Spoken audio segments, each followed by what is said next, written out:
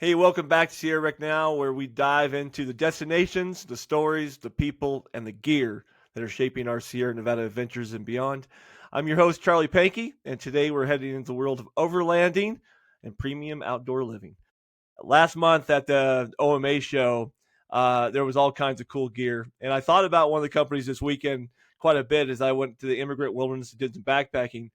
Before I hit the trail, I spent a night out on this ridge camping, and I didn't go very prepared. I ate a bag of food that was freeze dried, and I had a water bottle. Wasn't very good big living. I was sleeping in the back of my truck because it was all about backpacking. Well, this company, they came across my eye not because they had a sleek design and they had this new e-cooler that looked really awesome. We're going to show you today, but the story behind them really caught my attention as well. The company's called Travoca. I'm sorry, and is born from a single kind of a powerful moment one of the founders had sitting under a canopy of stars in Virginia. And you go to their website, you read about the story, but it was all about realizing that some meals are just taste better when you're in the freedom of the world, right? When we're out just overlanding on land, doing things. And so I invited them to come tell part of their story, to share some of their gear with us, and just kind of how their company's fitting in their outdoor lifestyle. And today I have Stuart Rudolph with us. I met Stuart at the show. He's got a great personality. And we're just going to talk overlanding and gear today and camping and just that outdoor lifestyle. So buckle up, grab your coffee, maybe grab a cooler if you're sitting in your car, pull over, and hope you enjoy the show today. Stuart, how you doing, man? Charlie? Very good. I got you. You broke up there a little bit. Get on that mic there. So we're gonna work on this a little bit. But you're you guys are at the OMA show. I saw that you guys are also heading to another overlanding show coming up here pretty soon. Are you gonna be traveling for that pretty quick? Yeah, I'm going to be flying out to the Fort Collins area for the Outdoor Expo Mountain West. So looking forward to that next week. That's fantastic. And Stuart, you're one of the co-founders of the company, and I don't know if you have background and roots to where you guys all started. Were you there at the beginning with Dave when he came back from this camping trip, and you guys started building this better lifestyle outdoor gear brand? Yes, that's right. David is our chief founder, and myself, Dean Shee, another co-founder, and Sharon Scott, our founding marketing and brand person here in the U.S. We Mhm. all were camping together, and Oh, David, who hadn't been camping before, had that aha moment where it's just like we goes outside at night, just the sky is full of stars, and he goes, wow, I've never seen night sky like that. So right. from that it just morphed into what can we do as outdoor three outdoor professionals plus David um, do to build a really ruggedly elegant cooler specifically for the overland and car camping market. And that's how that was the essence of the brand. That was the essence of the brand. I completely get that. I was sitting there. I literally was sitting on this ridge, immigrant wilderness, around the border this weekend, watching this beautiful sunset over the valley. And I'm literally sitting on the ground with a bag of food and a bottle of water, going, "This could be so much better." If I was a little better prepared, right? Nothing like having a cooler in your back car, and especially with the Travoca coolers, all of our coolers are dual zone, so you could have that pint of ice cream with you too. Absolutely. That see now you're talking my world there. Those listening here, why don't we do that? When we back up for a minute, we kind of told the story of where maybe this brand started a little bit. Let's talk about your main brand's an e-cooler. It's called the Ridge. Is it called Ridge Line? Did I say that right? It's called Rigel. All our products are Rigel. named after stars, so Oh, that's cool. That's neat. So you guys use that Star Night to inspire your product names. that's right. That's really cool.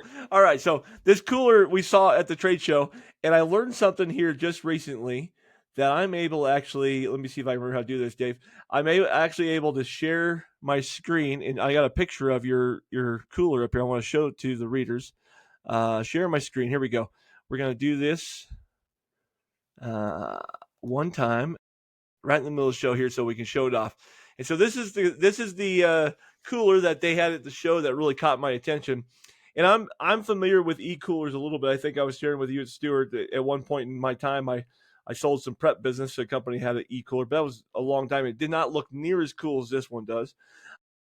Okay, maybe you can highlight with the team, what about this design that caught, that got you guys all motivated to design, some of the features that stand out to you.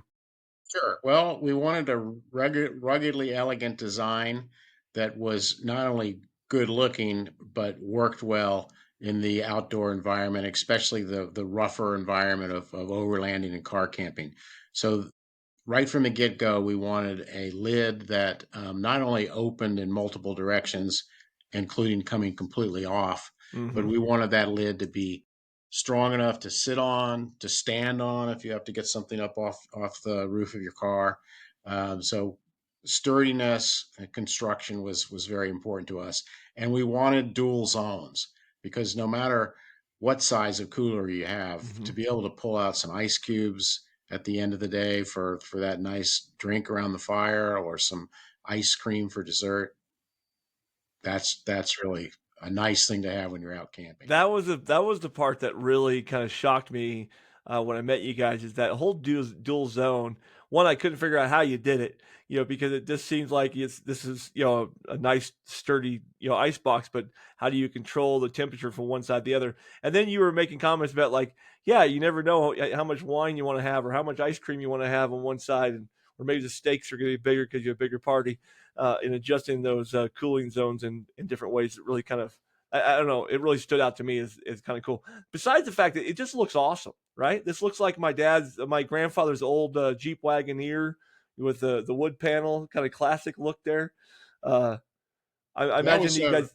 an inspiration to our industrial designer, who's a design professor out at Utah State University. So yeah, he Okay, thought about the old Woody station wagons, and that was that some inspiration came from there. We also wanted those wood panels to be DIY, so there you can take them off with an Allen wrench and okay. etch them, paint them, do your own thing with it. We have Oh, some ideas fun. for future product extensions in terms of a shelf or a molly board. So that was part of our inspiration too. Is how do we make it a little bit DIY friendly? Very good. Are you guys as a crew into overlanding? Is that something that as an organization you guys spend a lot of time doing yourselves in overlanding, or did you have like an industry expert in overlanding kind of help you figure out the proper sizes and utilities for that type of like you said, rugged journey? Well, sure. Our couple of our co-founders are deep car camper slash overlanding. We define overlanding into really three main groups. You've got the we call them the extreme adrenalists, at the maybe the top of the pyramid, if you will, that are taking the really rugged four-wheel drive trips and multiple days and weeks in BLM lands. And then Yeah. you've got the nomads, the people that live year round in their rigs or most of the year. And then you've got the explorists, the people that are out there on weekends and they do some overlanding, but they also are comfortable camping in a national forest campground. And myself and my wife fit into that later bucket. That where we spend a lot of time camping in a national forest, and we do some dispersed camping, and we're willing to take our teardrop trailer on some rugged roads. Hmm. So that's the kind of the way we view overlanding, and there's a place for everybody in that spectrum. Yeah. And so yeah, we come from myself. I'm a transitioned backpacker. I got to the point where I didn't want to sleep on the ground as much anymore. Um, Graduated to a teardrop trailer. My brother and I had a long run at going around and climbing the highest point in all the lower 48 states. Took us Really? about 20 years to finish that project, but it involved, a lot of nice family backpacking trips and getting to go to some states. I'm not going to name any names like North Dakota, where you may not really think of, oh, I'm going to go there on vacation, and getting to that Exactly. area. So, Well, we're Sierra Rec. We're about the Sierra. So, did you climb Whitney? Then, did you guys come down and climb Whitney? I did. I love to spend more Fantastic. time in California, and I think I mentioned to you that on this last trip, when I was going between the overland shows, I did happen to get to some national parks I'd never been to before, like Yosemite and Kings Canyon. But Yeah. yes, back in the early 2000s, I came out to Lone Pine twice and climbed Whitney up the main route, and then came back 2 years later with a smaller group of people, and we did the John Muir route up by the Boy Scout Lakes. That's fantastic. Very good. Something I have not done. I'm not a my listeners know I'm not a peak chaser. I'm more of a river valley lake guy, but Uh, that's pretty impressive to be able to do that. We actually had a guest on here earlier this year who had done climbed Whitney and then had hiked all the way out to Death Valley to the lowest point on Earth. So it did the trek was to the highest point and lowest point in the 48 on the okay. same backpacking trip, and Wow. she was duplicating a trip her dad did back in the 70s or 60s with that. It's got in a book. It was really kind of cool. So Fun. that's got a neat experience. So back to gear and the coolers. You guys are not just a cooler company. Obviously, you guys are have broke into all that thing. I really liked on your website how you guys said that. Oh, how'd you say it? It was about enhancing the outdoor lifestyle or something like that. And it caught my attention that you really didn't stop at just building a cooler. You guys were really trying to build a different brand of outdoor gear for this camping, overlanding, dispersed camping crew that want to enjoy the outdoors of freedom, but enjoy some finer things in life. Does that make sense? That's right. We believe life is better outside. Yeah. So all of our product that we have now and in the future will be to enhance that around the table, around the fire experience that you have when you're outside with your family and friends.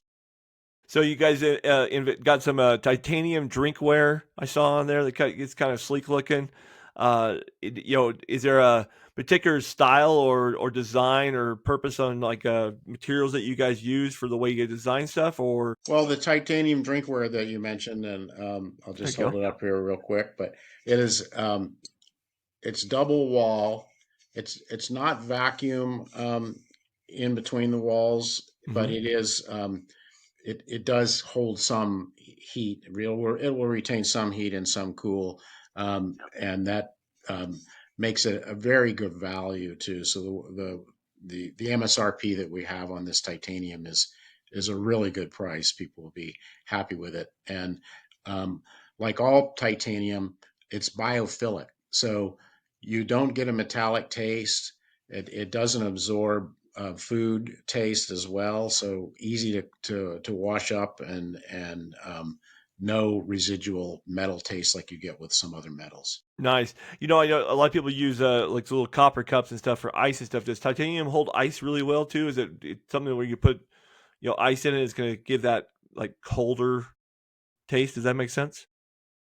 Yeah, it does very well with ice, and these we call them wine glasses, well, because that's what I use in it. That's But what. it comes with a plastic lid that you can also sip coffee out of. And so if you wanted to throw some ice cubes in here and put that lid on there, it would chill it down nicely for you. Absolutely. Well, a lot of our readers from California, they all like their wine too, so that makes a lot of sense. You're fitting right in here with that. What else, if from a gear standpoint, are you guys working on now? Do you guys have any new gear coming out this fall or next spring that you're excited about? Getting out in the public and people use. Sure. Well, along with our e-coolers, we have supplemental power supply and power management. So we have a power station that's 1,500 watt hours, hefty, Yeah, a fair amount of power. And then we have a 200-watt solar panel that you can plug directly into the power station to charge it up. So what a lot of people do off grid is will run their cooler from their power station and then use the solar panel to keep the power station topped off. absolutely. That's very good. I shared this at the trade show with Stuart that my dad and mom they have a gold mine, up a river up in Northern California, no people anywhere, and they've been doing this type of energy system for years with the solar panels outside the trailer and fills the generator or power station, whatever I guess it's called a power station, and then they've run several different type of appliances or things off it during their trip. So that's a brilliant way of traveling and keeping power out in the middle of nowhere. I think that's pretty cool. I've never quite gotten there myself, Stuart. Right? I have, some really good coolers, but I'm usually I'm either day tripping or backpacking, so I'm usually just throwing something in the back of the truck, going up to Lake Tahoe for the day. But when I saw you, it's cool. You have all those different sizes. How long, if your power bank's all charged up, how long can I plug that in and have that cooler stay cold? If it, is it something that can be stay cold for 8, 12, 24 hours? What's the window I have here? If you have the 1500 watt hour power station plugged into one of the medium sized, let's say the 35 or the 45-liter cooler, Hmm. we're talking multiple days here. We're talking Okay, a minimum of 3 to 4 days that you can run that system together. that's It fantastic. varies on the temperature. If the outside temperature is hotter, gonna the compressor's gonna come on more. There's other variables in there, but minimum of 3 or 4 days. So, like I said earlier, you guys really designed this for the hardcore adventurers, but it could be used for the weekend warriors just as easy. I mean, guys going to the lake or on the boat, for example, up in Lake Tahoe, could be easily be used for smaller trips, but it's designed to last your whole weekend. That's right. And the nice thing about having an electric cooler in your garage is throw it in the back of the car, the truck. Even just out to watch the soccer game, Hmm. etc. Um, you've instantly got a cooler without having to mess with ice. Yeah, If for those that haven't experienced an electric cooler yet, one of the most fun parts about it is just getting rid of the ice and yeah. no more soggy food, no more trying to go out and buy ice at the last minute. Yeah, absolutely. I agree with that. I can't help but think of Sierra travelers. We have a lot of people who come to Los Angeles, San Francisco, and they're traveling into the mountains for the weekend. They're traveling over our mountain passes, maybe one or two. They're traveling to their destinations. So a cooler like that really works out pretty nice just for travel. If you set it in the back of your truck or back of your car, you have access to it your entire drive, and then we get your everything's cold, and then can stay for the weekend. That's pretty nice setup. How long does it take to charge up that 1500 watt system on typical? Is there a kind of a They standard of your? they charge very fast. Ours typically charges in less than 2 hours to a full charge, Oh, that's plugged into fantastic. an outlet. That's fantastic for guys like me who forget and then forgot to do it until 2 p.m. I'm leaving at 4. I can get it charged up still. That works. Well, speaking of camping and stuff, you guys said you guys went out and did a star. The stars were kind of inspiration. Does your guys' crew as an organization? Do you guys still go camping together? Or has business got a hold of you now? You don't get out as much as you want.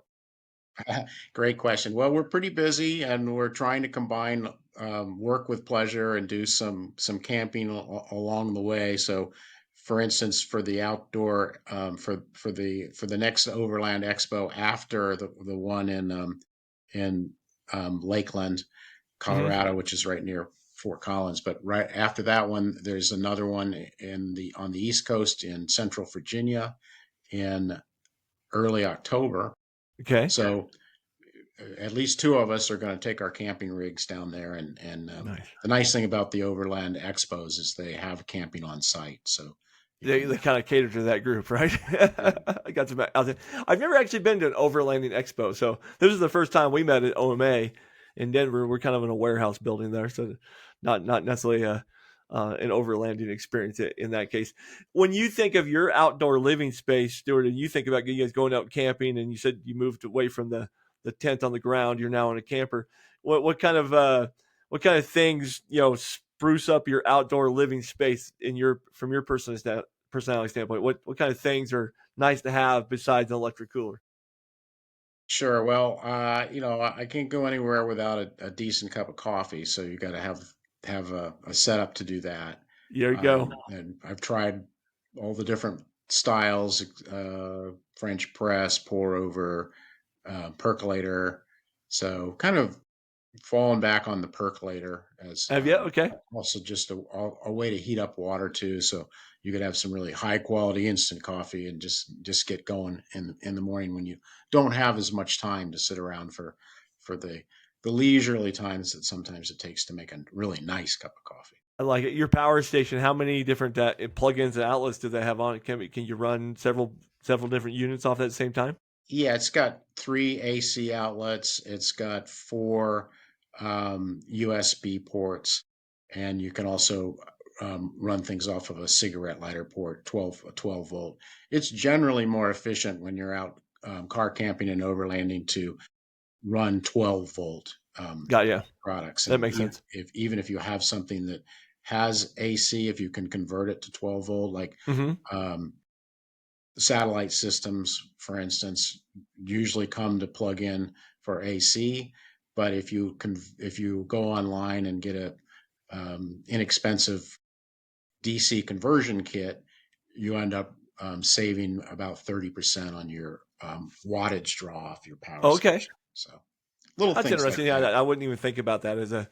I guess I'm one of those consumers. Kind of a. I don't think about that when I buy things. I go, oh, that looks cool. That'd be fun to use, but I don't really think about the draw and probably need to do that a little bit more. I'm curious to have a little fun with this. You guys have been doing this a little while. Maybe just draw on your own experience here. But what's your like favorite thing to pack in a cooler for a 3 or 4 day outing with the wife, or what's the craziest thing you've seen somebody put in their cooler to bring because they have the ability to? Sure, that's a great question. Well, I got to go back to ice cream because I really like that as a treat on a nice hot day after you get Yeah. back to camp. Um, we've seen people, because they're easy to convert to all cooler or all freezer. I've seen people just take the divider out and just fill it full of beer. You can take that divider out and turn it into a freezer and fill it full of ice pops to give away, like um, to the kids. We had one customer come in and say, "I need that because when I go camping with my group of four couples and all of our children, I'm the one always doing dessert. So if I had that Uh-huh. cooler, I would just fill it full of freezer pops and hand them out." So, I like that. I instantly thought about our church who does. We do these family camps and we'll do extreme s'mores. And what we mean by that is like every single type of chocolate candy bar you can buy is the chocolate. So you can have Reese's peanut butter cups and mint chip and all these different things smashed between your marshmallow. Well, those guys stay cold in the summertime. If you're out camping all day, they get hot. So you got to have a cooler to keep just the candy cold. right, I'm right. completely with that. So I was just with a bunch of cowboys up in the immigrant wilderness, and they of course take their horse pack and they horse pack in these coolers for their big groups. And they talk about their steaks they take out and their fish and salmon fillets and stuff that they're cooking over the barbecue and stuff. I can imagine these guys liking something like this too, instead of carrying ice in those coolers. That might be a better supply. I wonder how much weight, how heavy are the coolers? Like, let's say you got the medium size one. And maybe we'll do that next to tell people the different sizes. Like how much do these weigh to pick up? The medium sized one runs in about 45 pounds. So they're rugged, and for a reason. Some of that comes, with a little bit of weight with it. Yeah, Yeah, back to the cowboy thing. I know they like to balance their panniers. You put that 35-liter on Travoca Rigel on one side, and then you've got your 1500 watt hour Travoca power station power on the supply. other side, and then you got a balanced load. I And like so, that. You see, we could get this sold to the horse guys. That taking people up there. The Sierra is kind of interesting. I don't know how much you know about the Sierra, but back in the day when the Sierra was first being mapped out and California was just being populated with all the gold miners, I guess it was really popular because there was no air conditioning yet for all the families in the valleys to go into the Sierra and camp all summer long. So that's how the mule train started, right? They all would take the mule trains and they carry the refrigerators and the washers, and their whole family outfit would go to the mountains and be in the mountains for cooler weather for the summer, and then come down out of the mountains for the fall and the spring seasons. Uh, that's a great you know, story. yeah, it's quite interesting. We were at this lake called Yellowhammer on Saturday. It's 14, 16 miles back in the middle of the wilderness, no access. But here's this cabin, these three buildings that are back there that they would come back there, and the horse guys still use them today. They take guests back there, and just middle of nowhere, because that was their summer retreat. Yeah. It's So fun. sounds like a lot of fun, doesn't it? Right. Well, before we, believe it or not, it's 25 minutes already, so we're going to be wrapping the show up here pretty quick. Let's give the readers where can they find the coolers at your drinkware. I mean, what's the best way for people to go shopping and take a look at all the toys that you guys have for this crew? Sure. The best way right now is to go on our website at travoca.com and check out the assortment there. We're just winding up a Kickstarter campaign. So if you go out now, you can actually get and then click through to our Kickstarter campaign. You can get a discount on the coolers and also our power station and solar panel. Very good. So, and that's travoca.com, correct? It's just Correct. straight. Okay. And that has all the different sizes of coolers. I mentioned a minute ago, you guys have multiple sizes that you guys are working on in the cooler structure. What kind of give us a layout of the size structures that you guys have developed? Sure. We've got a 25 liter, a 35 liter, which is on the same um, base footprint as the 25. It's just a little bit higher. And then we have a 45 liter and a 60 liter also on the same footprint. So the 60 liters, 3 or 4 inches higher Taller version. Okay. taller than the 45. So a liter is a little bit more than a quart. 25 liter turns out to be about 28 quarts. Okay, perfect. And you mentioned the Kickstarter.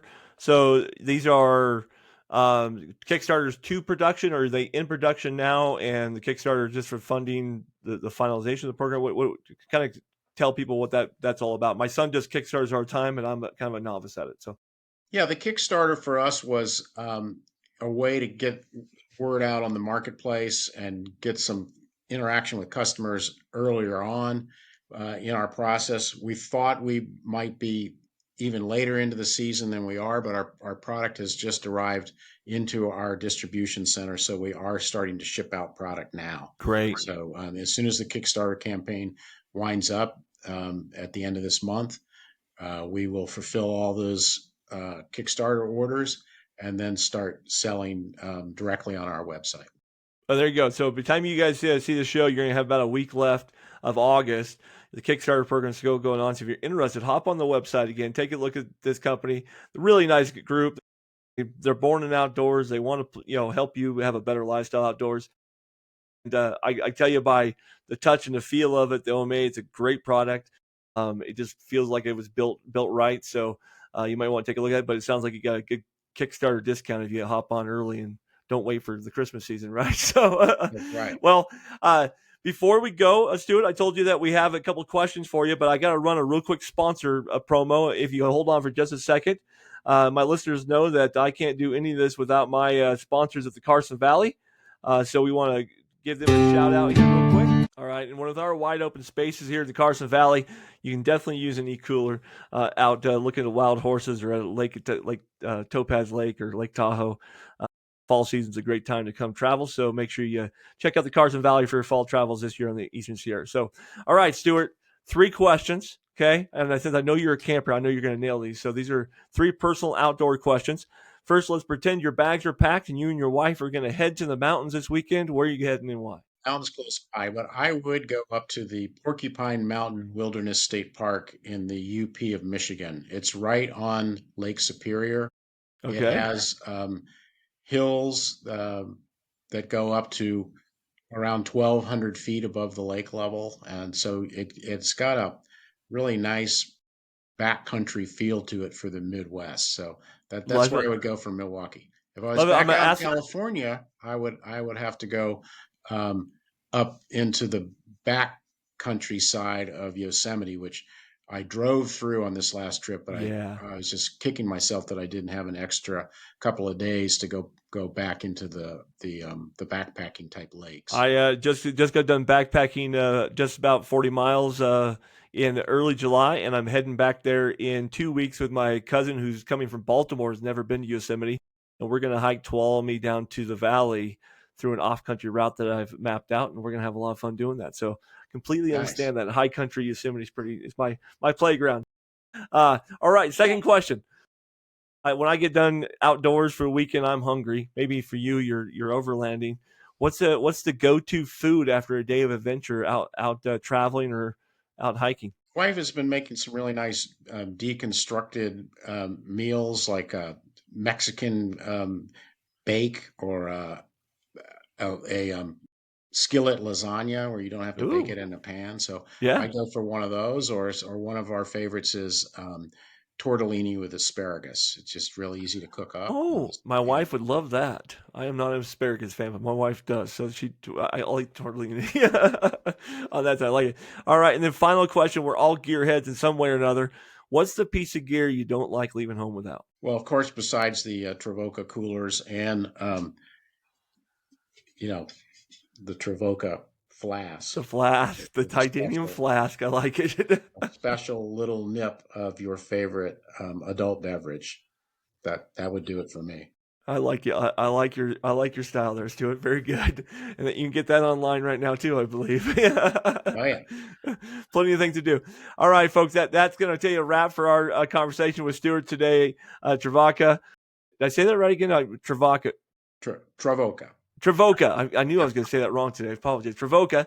And I'd say I just love the reminder of this company that adventure is just not about where you go. It's about what you do when you get there and how you live. So it's a good reminder of me. It reminds me of my kid telling me I need to stop in my hammock and enjoy the spots I hike to. So whether you're pulling off the trail for a quick camp out for lunch or going out for a weekend in the stars, get the right gear. Take a look at this company and their new coolers.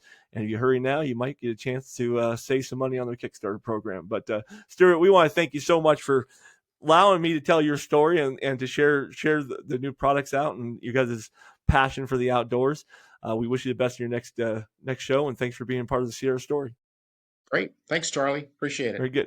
All right, wherever you're at today, we hope that you are traveling safe. Thank you for joining the show at Sierra Rec Now. We'll be back next Tuesday with a new show. We're going to be sharing some of our immigrant wilderness tips and tricks that we just learned from the immigrant wilderness. It was rough, let me tell you. Wherever you're at, though, keep chasing those views, keep chasing the perfect camp spot, and we hope you have your next trip is full of luxury and life. Have a good day.